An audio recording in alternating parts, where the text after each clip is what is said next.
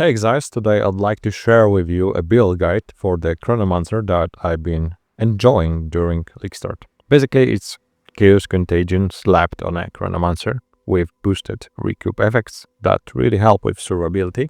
So my favorite type of build with laid-back gameplay, solid clear speed, very tanky. I will go over the gearing, passive tree, gem setup and a few different approaches worth to mentioning. You can check the timestamps for the parts you are interested in, or just dive straight into the POB link in the description. Contagion along with Essence Drain is your classic Chaos skill combo, so GGG will probably smile upon your choice. Basically, you're casting a debuff that jumps on death from one mob to another, carrying Essence Drain along with it until it can't reach another target. On top of that, we use totems for extra firepower when needed, especially for the bosses. The build can carry you on about a 10 to 15 divine budget depending on when you are starting.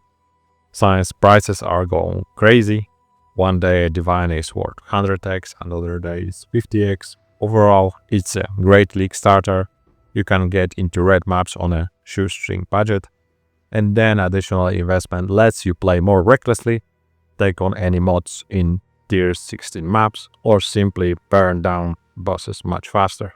I pick Chronomancer again because it's much more niche ascendancy while still being synergistic with Contagion. We can further slow down monsters with Chronos debuff, which is also a nice addition to party play. There's also a no shit button in case you get into a weird scenario. Defensively, the big layer comes from much faster recoup effects, which we'll be investing heavily into. The last ascendancy point goes into the new pendulum style, passive with large AoE, which is quite useful for a contingent build. The passive tree is fairly simple, focusing mostly on a chaos damage, recoup and energy shield. From nothing isn't necessary, but it can free up some passive points. Alternatively, if you feel the slowing effects are already strong enough, you can skip those nodes and put them into mana regen, especially if you are not using Midnight Braid or don't have recurrent mana on kill. There is some flexibility, so you can tailor the tree for your needs. One new unique jewel is quite cheap to get and provides both offensive and defensive stats, the most valuable being faster recoup effects. If you are going to use Midnight Bright, I suggest investing into a mana before life nodes, as these work great for mitigating bigger hits. Of course, there are versions that go all in on energy shield and CI, in which case these nodes wouldn't be really worth it, especially this one. For the unnoids, there are several solid options. I choose Ancient Ages, which is great early on since the extra ES points feel significant, though it loses power once you're stacked with 30 to 40 divine boots, glows and 300 plus ES focus. Another options worth to consider are Chronomancer for stronger slowing effects and Arcane Insight for a straightforward damage boost. The main drawback of this ascendancy is that it's not very versatile if you want to swap passives and try different gem setups. As of now, I don't see many other interesting or viable options. During leveling, I barely upgraded gear. You can check the leveling loadout in POB. Up to tier 15s, I was running with whatever I could get for 5 to 10x. The content you are seeing in the background was done on a gear that costed me around 15 divines, and I was able to kill all pinnacle bosses for the passives. And yeah, I don't like Delirium, so I just refuse to do that content. And starting with the chest, I wanted to maximize the effects of the recoup. This unique allows us to constantly regen ES when we are hit, recovering over 100 of the damage taken in 2 to 3 seconds. One interesting synergy is that we let some of the damage go through ES, thanks to this passive and at serious disdain. So the recoup effect is basically twice as strong for the 15 damage we actually receive. On top of that, we also have 24% mana before life being recouped. So when you combine these three sources, you get a very strong defensive base. That said, chaos damage can be deadly if you leave its resistance at 0. So if you're running on a budget gear without chaos res, it's safer to consider a rare helmet instead. Another tricky part is bleeding, which can suppress ES. During mapping, we are covered by the recoup, and I run Warrior's Blood, but against big hits from Citadel bosses, you might need a proper life flask, or just avoid rolling bleed chances on bosses. Otherwise, you might get caught off guard. Grant's effects are also deadly, but those are best avoided anyway, and you can heal back up by recouping life from hits that pass through ES. Because we are recouping life and ES simultaneously. For the weapons, I used the dueling wand because I wanted to try a setup with Spellslinger, but I didn't find it particularly useful for this build, so really any type of wand works. For stats, I aim for chaos damage, spell damage, and gem levels, plus cast speed for quality of life. This one costed me around 3 divines, but anything under 10x should be fine for starting in tier 15s. At the start, you'll probably just get fewer gem levels, which will make the build less mana hungry anyway, which will be a plus in itself. For the focus, the tricky part here is getting the right resist. If you are aiming for a big upgrades, start with the focus, since it makes it easier to cover the rest of your resists on rings. If you sacrifice resists here for more damage, you might struggle to cope all your resistances, especially chaos. If you're starting, you can skip chaos resist, but keep in mind that it will bypass through the ES if you keep Adsiri's Disdain. In the belt slot, I opted for Midnight Bright because it provides huge mana recoup that doubles as damage mitigation, but it does require stronger gear elsewhere to cover missing resistances. If you're struggling with resists, just go for a rare belt, because capping elemental res is your top priority here. The plus of the belt is, of course, it's super cheap. Boots are the slot where you can stack a lot of faster recoup. This usually costs 2 to 3 divines. To save early on, you can buy one with just one socket, and later upgrade to a 2-socket pair with even much higher ES. I went with the middle price point. The ones with 200 or 300 ES might cost you up to 30 divines.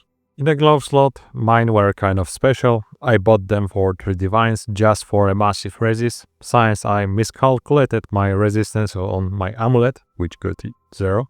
Generally, you will want something similar with high ES and resistances. Socket power mode is not really important here at this stage, maybe in a more high-end budget version.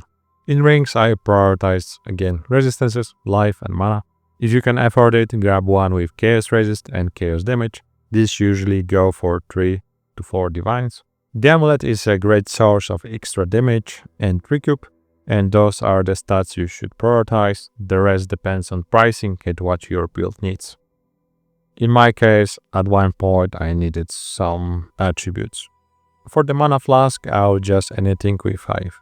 Recovery, mainly useful if you haven't invested in recovery mana on kill. In 90% of situations, recoup mana already covers you. The life flask I mentioned is Warrior's Blood for the extra recoup power. As for the charms, there are a lot of defensive options, but I prefer these as a failsafe. Nascent Hope helps against freezes. Forsaken Bangle covers missing chaos resist and adds more recoup. Oracle Gift helps against poison and provides clutch healing. But if you are getting stunned more often than poisoned, swap Oracle for Stone Charm or its unique version, which adds a lot of armor during the effect. For the gem setup, there are a few different approaches, but I'll share what works best for me. 6 slings aren't mandatory, but they add some extra punch in certain scenarios.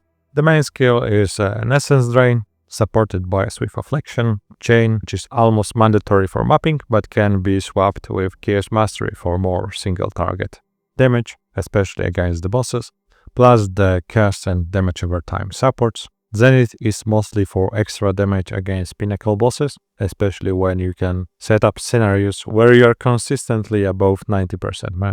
Contagion is the second, the most important spell heal. It can be supported with prolonged duration if you haven't invested in many duration passives or are on a budget gear. Later you can swap it for Chaos Mastery or Chaotic Freeze, though I didn't find the latter very useful since Essence Drain does heavy lifting here.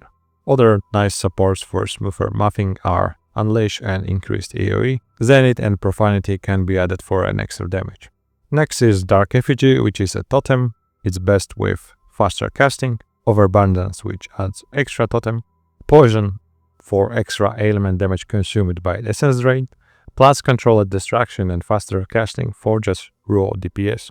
Of course, for the additional slowing effects, we are using Blasphemy with Temporal Chains for the classic setup. For the bosses, we'll have additional Curse, which is self-cast Despair, which creates a giant cursed ground that also deals some damage.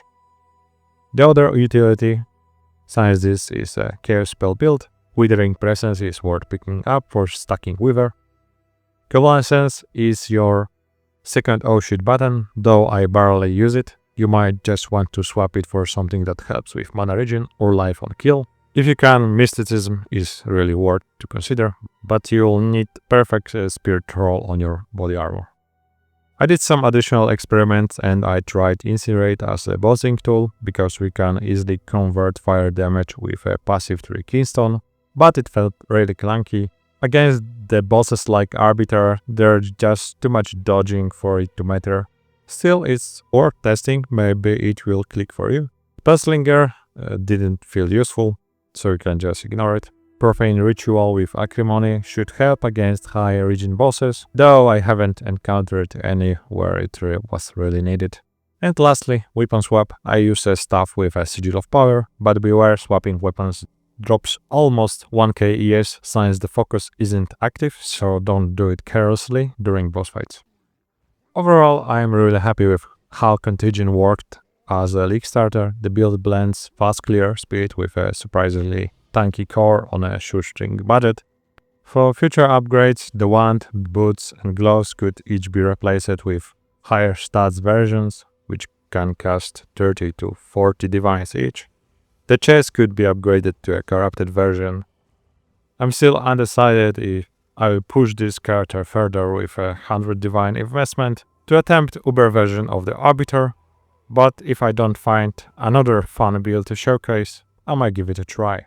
I hope you will find this build guide useful. If you have any questions, just leave me a comment. And that's all from me for now. I will leave you with a regular Arbiter boss fight. See ya. The fourth edict already burns for your world.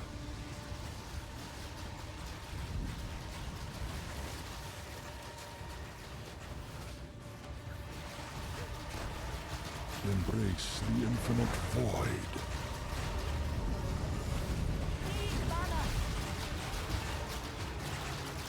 Sacred fire of the Mother Soul, you are called upon. Your affliction upon her will soon be erased.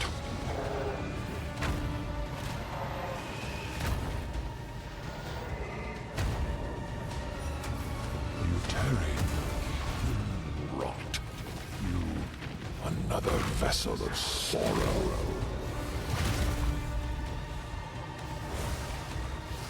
Conceived of fate.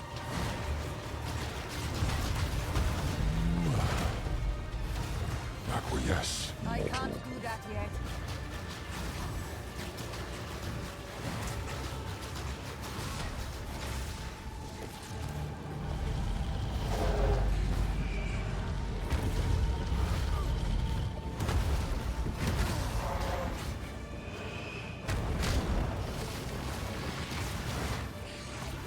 Fourth edict. Your The duty Mother is Soul over. must.